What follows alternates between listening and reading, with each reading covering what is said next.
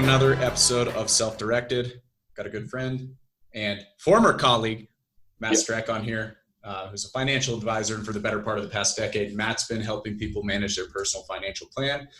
Today, we're going to get his take on tips, advice for people just starting out. Matt, welcome to Self-Directed. Hey, Mitchell, how you doing? I'm doing great. Thanks for coming on, and let's just get right into it. Let's start with just a big softball question.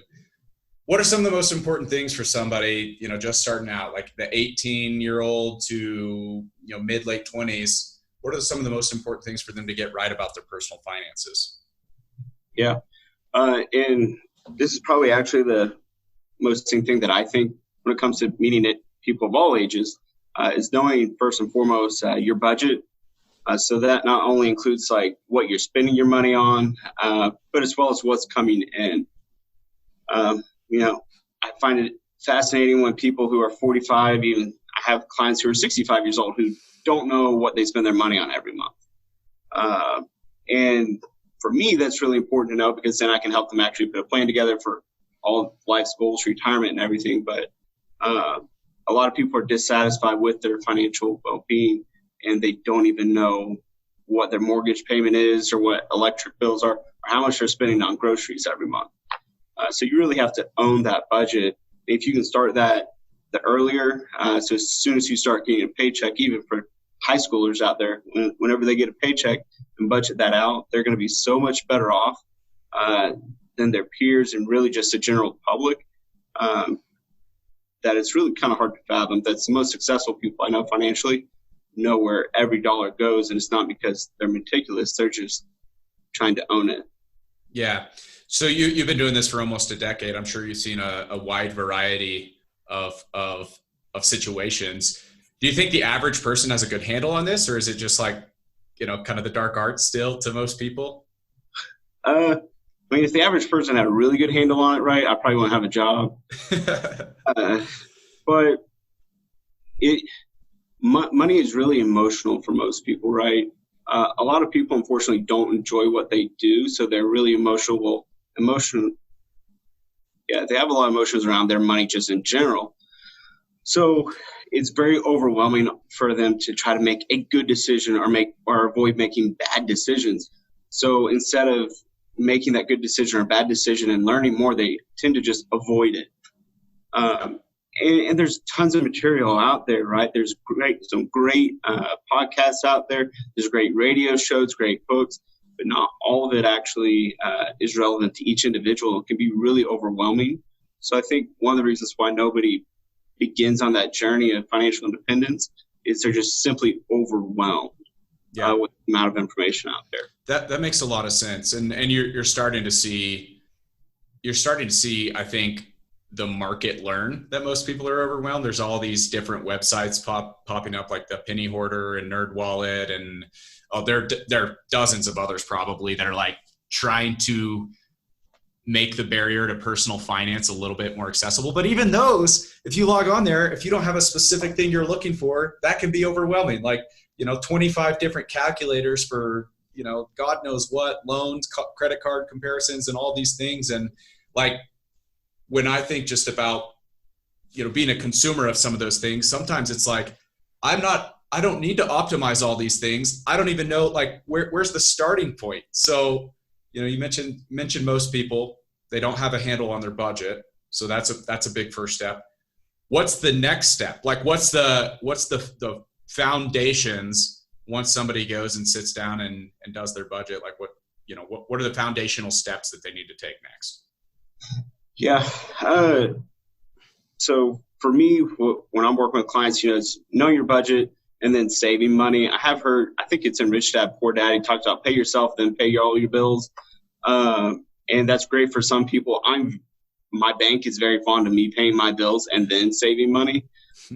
So everybody's a little bit different, right, on that perspective. And that should, whether you pay yourself first or pay your bills first, it should shake out to be the same at the end of the day. But really having that savings account and being a disciplined saver, a lot of people, and myself included at times, didn't know what they were saving for, so they would just go spend that money, right?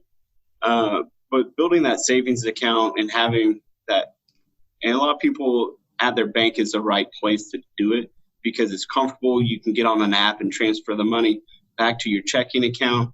But moving it out of sight, out of mind, and trying to save 10% every month of that net paycheck, so it actually hits your bank account, into your savings account until you really build up that emergency fund. And for some people, that's 6 months. For others, it's closer to a year, really whatever they're comfortable with. The smallest emergency fund should be about 3 months. I normally advise that based off of the type of income you have. So if you're a teacher, I'm very confident that teachers are always going to get paid. 3 months might be enough. Then plus, for deductibles or if an air conditioner goes out, right? Yep. Things like that. But if you're self-employed and you have 20 employees and you're, pretty good employer, and that fact that you're going to pay your employees before you pay yourself, it may make sense to have closer to 12 months to 18 months of liquid cash or cash equivalents. So really that emergency fund is what I advise being next. And that's what I've done with myself. Yeah, that makes a lot of sense. Like, and I think that you made another good point. Like a lot of people like to have it accessible, like the liquidity where you can easily transfer it or whatever. Beyond just savings accounts, I think the average person also feels overwhelmed. There are a million different retirement accounts. There are a million different strategies to start saving once you have a little bit of a cushion. What are other things that you think are important to start thinking about or start making good decisions? Yeah. So obviously that's going to be contingent upon somebody's life goals. Yeah. If somebody, I think of one client in particular. I love him to death. He's a fantastic human being, and he always tells me, "I just want to live a boring life. I want to spend a lot of time with my family. I want to enjoy what I do, but I want to retire at a reasonable age. I don't need anything sexy." I'm like, great. So for him, we have that emergency fund. We have a fund set up to where he can access it to help pay for his kids' college. But then a lot of it goes to retirement because he doesn't want that lake house. He doesn't want to start a business. So it makes sense to use tax qualified accounts. But if somebody wanted to start a business, we may forego any IRAs or putting above matching dollars into 401k and really focus on that non-qualified account to go get maybe 5 to 8% return in the market. So that way they can reach their, life goals of starting a business earlier. Yeah. So depending on what your goals are, really looking at that tax qualified accounts and the benefits there, or just a non-qualified, which non-qualified just means you're going to get taxed on the gains each year. So for most people, what they're familiar with is like Robinhood or E-Trade, stuff that you can trade in or just buy mutual funds, pull the money out whenever you want without any taxes, without any penalties. So that's what I mean by a non-qualified account. And most of my investable dollars for my clients are in non-qualified accounts. Yeah, that's good advice. It makes a lot of sense. Tailor it to your goals, obviously. What beyond that, you again, I'll go back to, I don't know how much money I'm making. I'm not budgeting. I may not be savings. Beyond those types of things, what are some of the other biggest mistakes you see, whether, not just with your clients, but just people you talk to in general? Yeah. Keeping up with the Joneses is easily the biggest one. I think if most self-help financial guidance, I don't want to say financial planning, but guidance books talk about, don't worry about keeping up with the Jones. I don't think credit cards are necessarily bad things, but they definitely get abused. Yeah. If you're going to pay 15% interest on something, then you probably don't need it unless it's from an emergency or you have to have it for whatever reason. But you'll be really hard pressed to convince me shoes or a vacation or something you have to have. In Oklahoma, we don't get a ton of great weather all the time, but you can go sit outside and enjoy the weather or go on a nice nature walk somewhere or even go to a state park and spend a couple $100 over a weekend and have a mini vacation. But you don't need to go to Mexico for vacation if you're going to put it on a credit card. So avoiding bad debt, such as credit cards or just those luxury items, is where most younger people, and even myself when I was 22, don't really avoid. Yeah, that makes a lot of sense. So you just dropped the term bad debt. Is there an inverse to that? Is there such thing as good debt? And what is that? What does that look like compared to, racking up a bunch of unnecessary things on a credit card?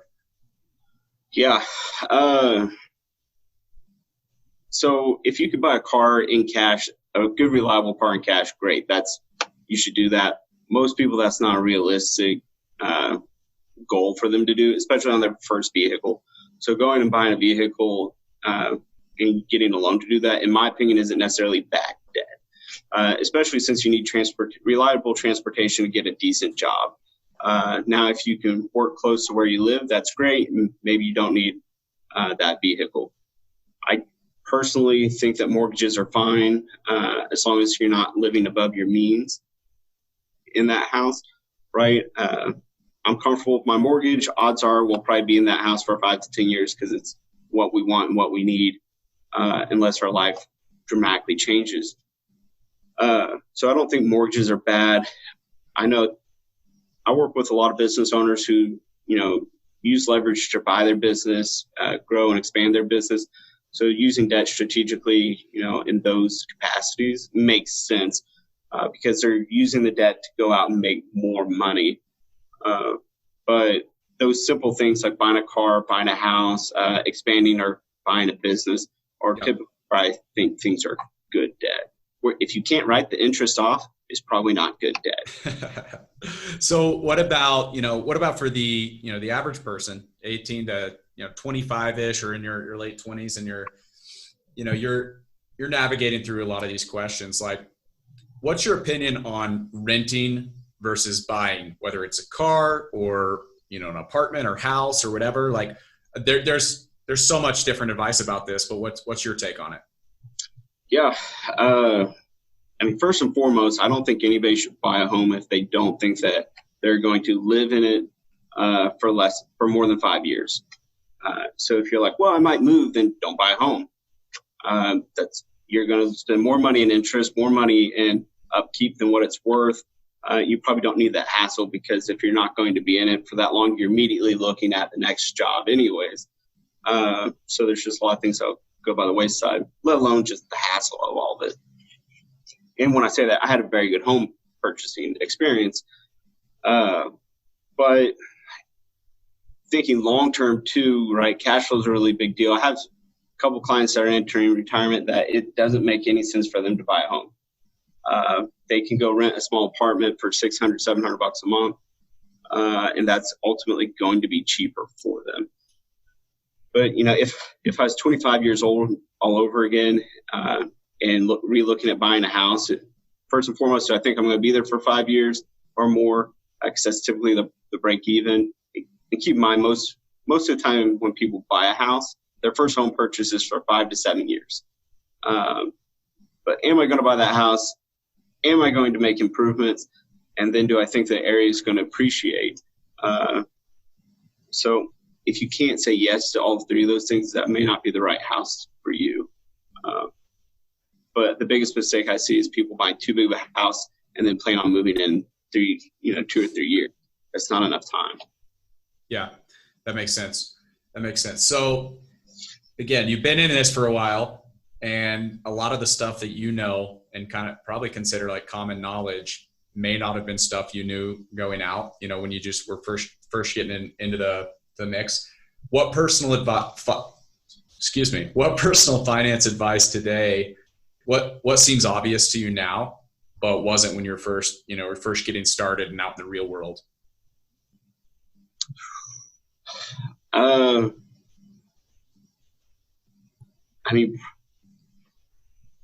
I think what I do now better, what's actually helped me be a lot better saver, is you really have to know yourself and know, like, do I need just one savings account or what really your spending habits are? For me, what's worked best is kind of like I'm like a squirrel, and I have 3 different I have 4 non-qualified accounts. So those accounts that I can pull money out of whenever, and that's just automatically saving into them. And none of them are gigantic by any means. And two of them do the exact same thing, but the idea is that I'm just stocking away money there, slowly but surely. And since it's never going to be that big, I'm not going to be personally tempted to pull the money out, right, and go spend it, making big home improvements, because that money for me is 10 to 15 year money. So those goals are important. So therefore, I should leave the money there and let it continue to grow. Because if the goal is not important, then I'll pull the money out. But I'm going to leave that money there. And what's changed there is I used to think I could get that done with one account, but the account would get bigger and you'd be like, you know what? I really want a new suit. I have suits. I bought a couple suits this year right before the market crash.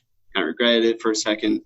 But when the account will get bigger, I didn't have the discipline to just let it sit and really continue to save money. And as a consequence, it's take me longer to do other things. So really knowing myself and knowing that I need to divide my savings up into multiple accounts so that I remove temptation. Because although I'm a financial advisor, I'm no better than anybody else when it comes down to basic things.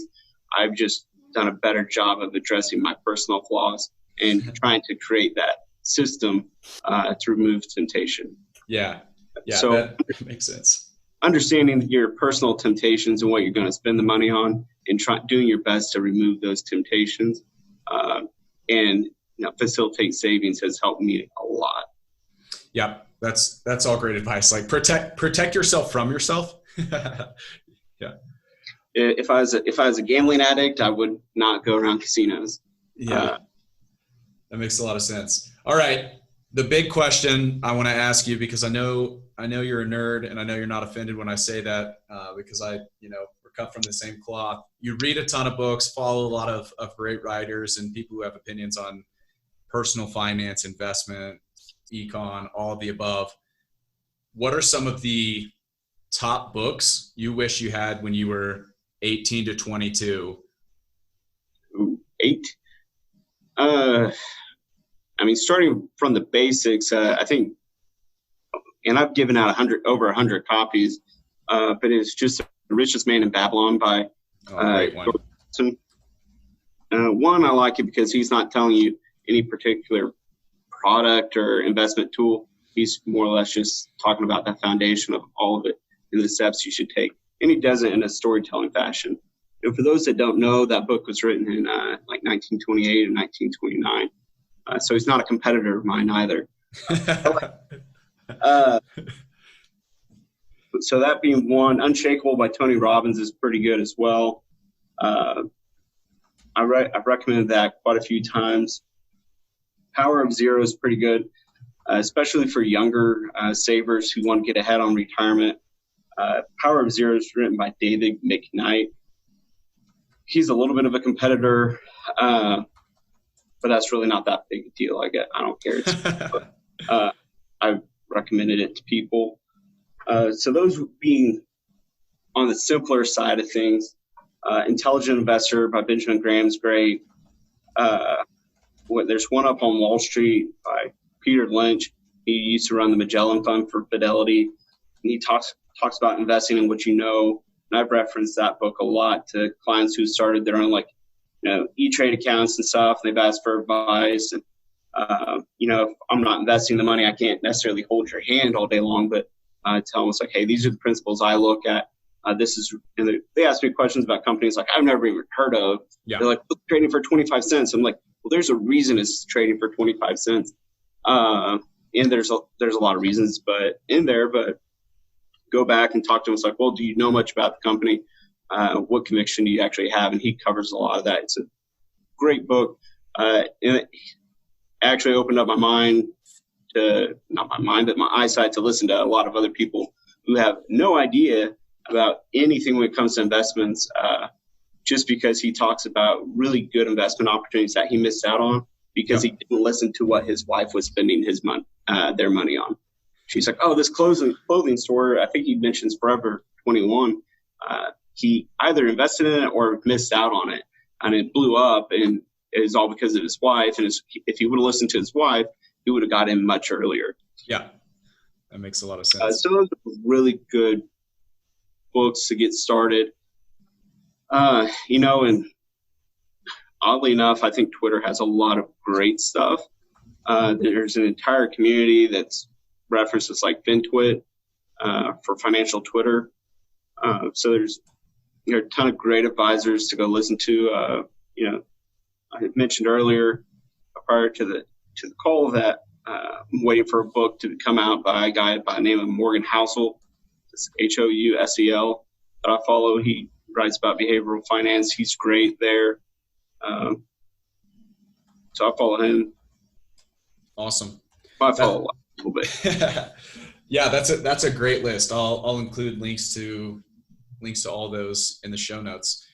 So thanks for your time today. Any last parting advice for the person just getting started about their finance that we haven't already covered? As soon as you get your benefits, make sure if you get a 401k, get your matching dollars. If you don't know something, make sure and ask. I think the biggest concern that a lot of people may have and why they turn to all these books and gurus and stuff, which I'm not a guru by any means. That's why I study and why I read so much to try to get smarter. But the reason why they turn to all these books is they're afraid to ask for help. People reach out to me if you want to put my email. Like, I don't care. Like, ask me a question. I think it's fun. I go to parties and dinners all the time, and people corner me and ask me all kinds of questions. Like, off on this stuff. Ask me all types of finance questions. Like, I love it. I went to school for finance. So the biggest thing that I think somebody should feel comfortable doing is asking for help, whether that's from another financial professional or from somebody older at their work or the HR department at their larger companies for help. Just simply ask for help. Like, I don't understand what this means. Will you explain it? And that goes, I think, far beyond just finance, but just in general in life, asking for help. And normally people like to feel smarter. I love to feel smarter too. So maybe that's why I like people asking me questions and asking for help. So odds are you're going to flatter somebody by asking them for help. Yeah, and maybe get some useful information as well. So awesome, Matt. I will include links to that in the show notes. And thanks for coming on. This has been another episode of Self-Directed, continuing our personal finance segment. See you again soon.